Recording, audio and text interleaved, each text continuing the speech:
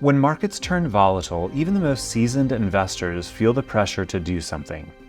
Often, that something is selling. But pulling out of the market in a downturn can feel like jumping off a roller coaster mid-ride. For retirees and near retirees with significant assets, protecting what you've built is essential, but panic is rarely the answer. Today, we're breaking down how to protect your investments in turbulent times and whether market timing is really a wise move. So Spencer, let's jump right in. Market timing can sound like a great idea, but it is rarely the right move and it's almost impossible to get right. Why is that? Well, it's like your roller coaster example there at the outset. I can think back to Dollywood a number of years ago, local theme park here, and getting on with, at the time, my 6-year-old daughter, Caitlin. And I didn't realize how fast the ride was going to be going. It's like a minute and a half, and you go from 0 to like 73 miles an hour in the first 5 seconds. It is just a rocket. Yeah. Well, she was so excited about getting on. We get on together, and within 10 seconds, she's screaming at the top of her lungs, "Get me off this, get me off this, get me off this." I felt like a terrible parent, terrible father for the next minute and a half, and she was having to calm down really over the next hour. Well, as bad as that experience was, what would have been worse is jumping off in the middle of it. Now, obviously, they have restraints. You're not going to be able to do that, but you're going to make a terrible situation, one that is indelibly linked in my mind forever. Mm-hmm. And you're going to make that even worse. Right. So that's what we think about typically with market timing. It's really difficult because you've got to make two decisions. Mm-hmm. And both of them have to be right. So you need to sell at an opportune time after the volatility and the panic begins, which is very, very difficult to do. Yeah. And then you've got to make an even more difficult decision, which is when the panic and the selling gets even worse, now I'm going to buy back. Right. So if we're driven by fear, mm-hmm. if we're driven by a dynamic that we start to get really concerned with the volatility, almost never will we be able to say, okay, I'm feeling squeamish, I'm feeling overwhelmed right now. When I feel even more so, that's when I'm going to buy back. Right.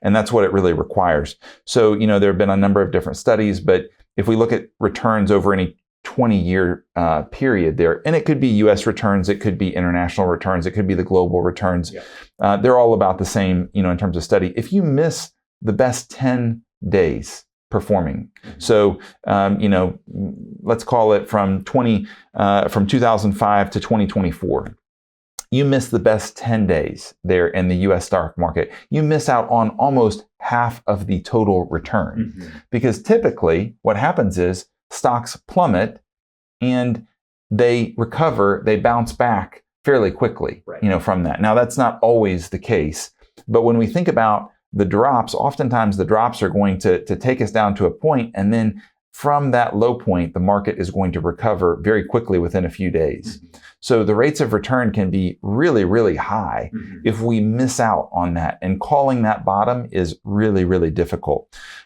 even to the point that professionals rarely get it right. If you think about the entire investment universe, those investment professionals that have the greatest level of latitude mm-hmm. typically are among those in the hedge fund space, because they have these gates that can keep investors from, getting to the money right away. So they've got kind of a long-term time horizon, a lot of them. They don't have a particular mandate. They don't have to say, okay, I'm only investing in large US companies. No, oftentimes they can go anywhere, with these funds. But even those hedge fund managers, even with that level of latitude and even with a long-term commitment, mm-hmm. very rarely will be able to outperform even the market. So, we look back to 2008 when Warren Buffett made his famous bet against one of the leading hedge fund practitioners at the time, a guy by the name of Ted Sides, I think. But basically Warren Buffett said, I'm going to take the S&P 500 mm-hmm. over the next 10 years. Mm-hmm. You take a basket of hedge fund managers. We'll see who wins. Mm-hmm. And at the time, of course, we're in the throes of a market downturn, hadn't seen the bottom yet. But Buffett went on, his S&P 500, so the Standard & Poor's 500 index. Mm-hmm. Of course, you can't invest in that, but, again, the 500 largest U.S. companies that are publicly traded went on to absolutely destroy the hedge fund managers after in the next 7 years, to the point that sides basically called off the bet in 2015 and said, okay, you win. There's no way that I can recover, in this. So even those that have that level of latitude, that have been doing this their whole life, some of the smartest people that you would ever meet, they're not able to do this on a consistent basis.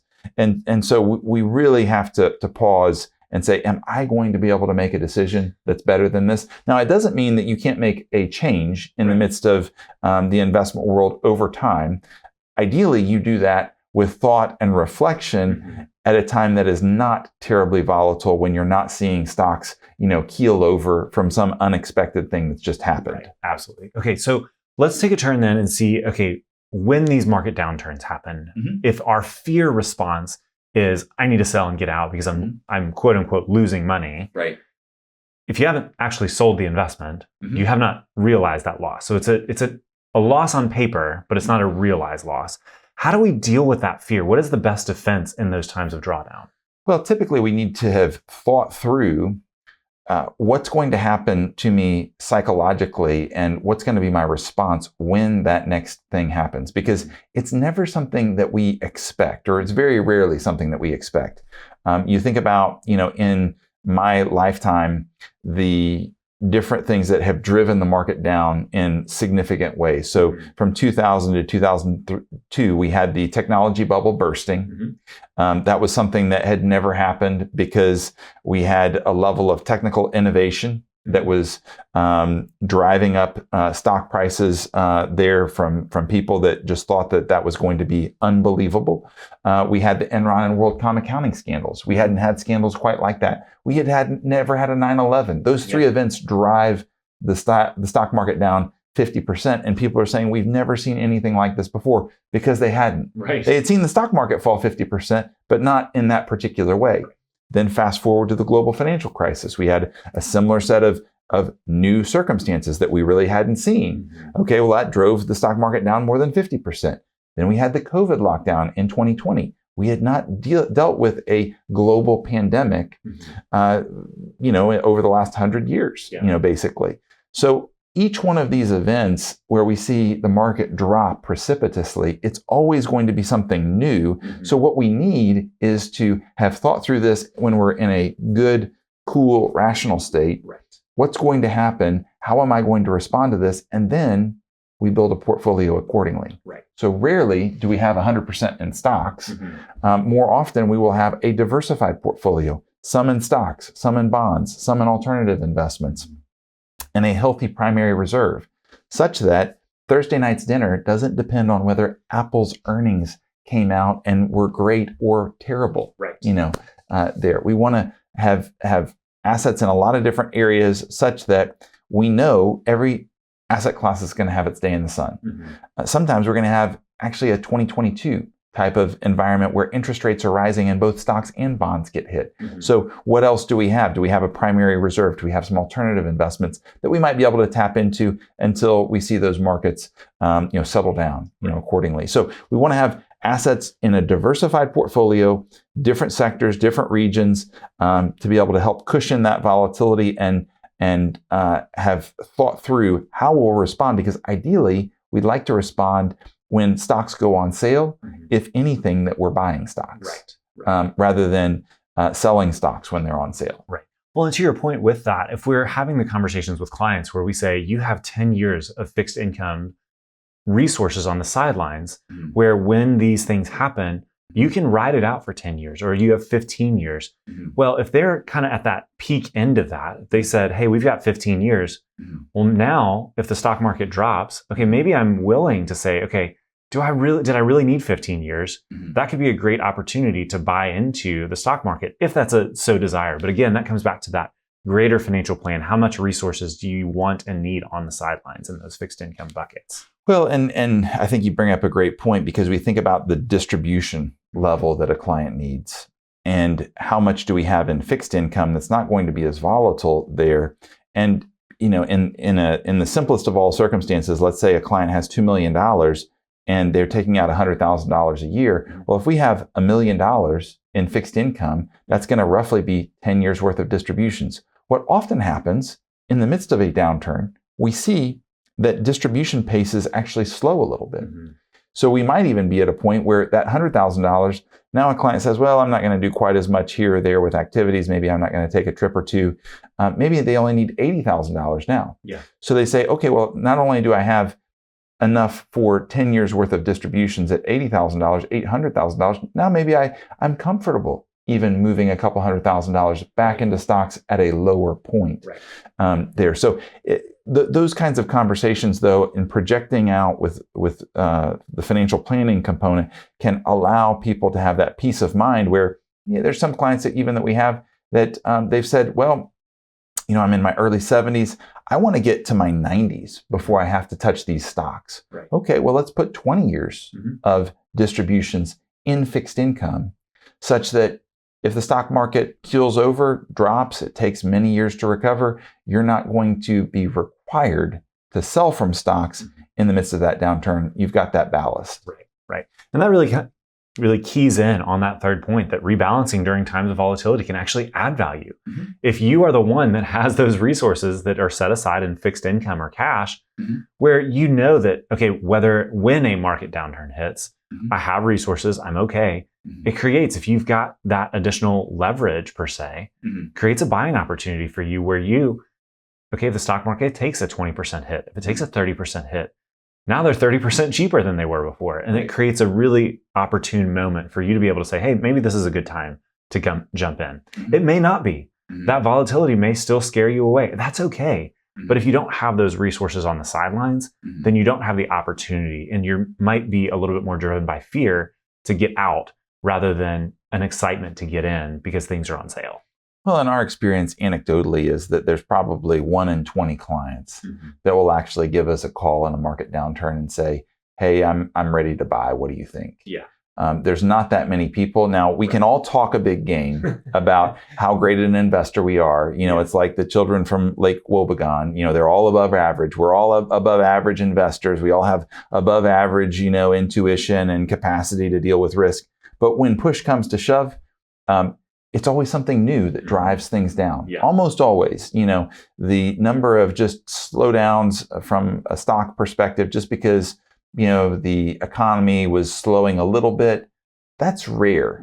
What usually happens is there's something that's the market is concerned about, could be geopolitically, could be something, in internal politics in the country, could be somewhere else, but it's something that feels new and feels very risky. And that drives things down. And so the flip side of that is it's tough at that point to say, I'm ready to take on more risk. So there are clients that we serve that are in that posture, but most of us, we look at that risk allocation, and when we see the roller coaster diving, we just hold on. And we say, I'm not going to jump off the roller coaster. I'm not going to compound this, but the best I can do is just hold on for this ride. Absolutely. So Spencer, as we think about one of the ways that you can buffer that fear selling, it's having a cash reserve. Can you talk us through that?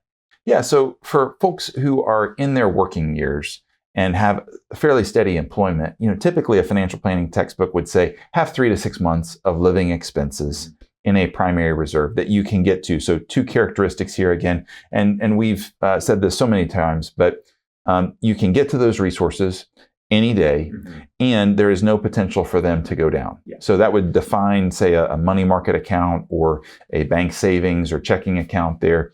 You want to have enough resources there during your working years where you're not tempted to make an inopportune decision.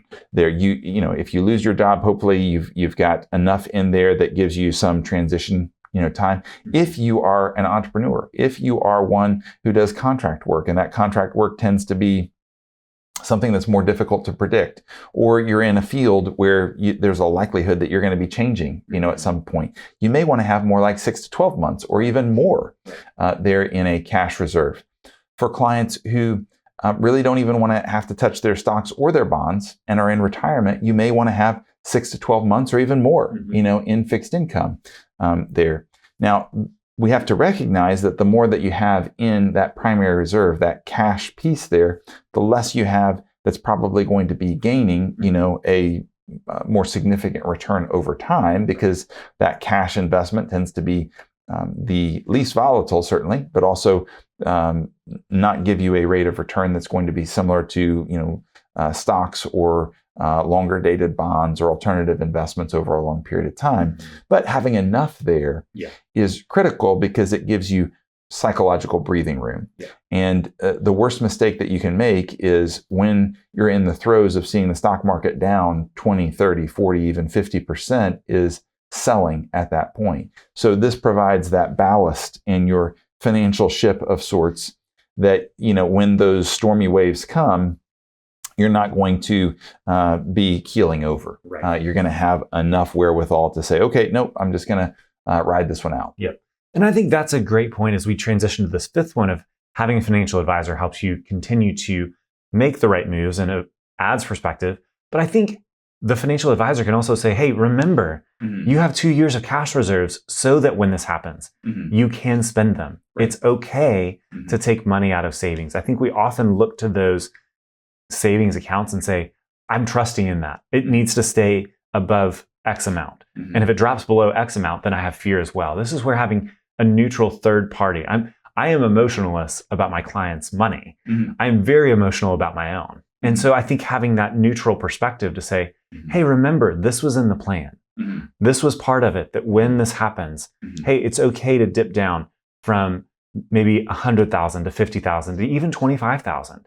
Okay, now we're getting to that point where maybe it's time to sell some investments, but we've built it into the plan where you have those resources on the sideline. Well, and to make sure that clients are comfortable with doing living and giving through life. We know, based on history, that 1 out of 3 or 1 out of 4 years, the stock market's probably going to be down. Could be down a lot more than that in the future. We have no idea. We look at historical returns and we say, okay, if the future rhymes like the past, then here's what we might be looking towards. But we don't know. We could have a couple of years in a row where we see downturns or a really deep downturn. But if we have resources that we've set aside, to your point, and we have someone reminding us, hey, you talked about that trip to maritime Canada.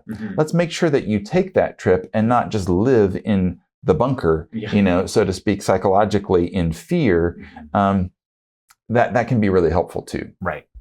Well, Spencer, thanks for walking us through that idea of what happens when the market goes down and how do you kind of avoid and just emotionally work through the feelings that we all get seeing a red arrow versus a green arrow.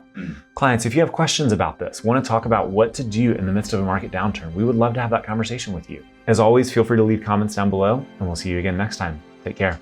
If you like these financial planning videos, please share with a friend, and if you have questions, go to our website at SiriusRetirement.com. This content was provided by Retirement Planning Services. We are located in Knoxville, Tennessee. You can visit our website at SiriusRetirement.com. The information in this recording is intended for general educational and informational purposes only, and should not be construed as investment advisory, financial planning, legal, tax, or other professional advice based on your specific situation. Please consult with your professional advisor before taking any action based on its contents. Advisory services offered through Retirement Planning Services, LLC.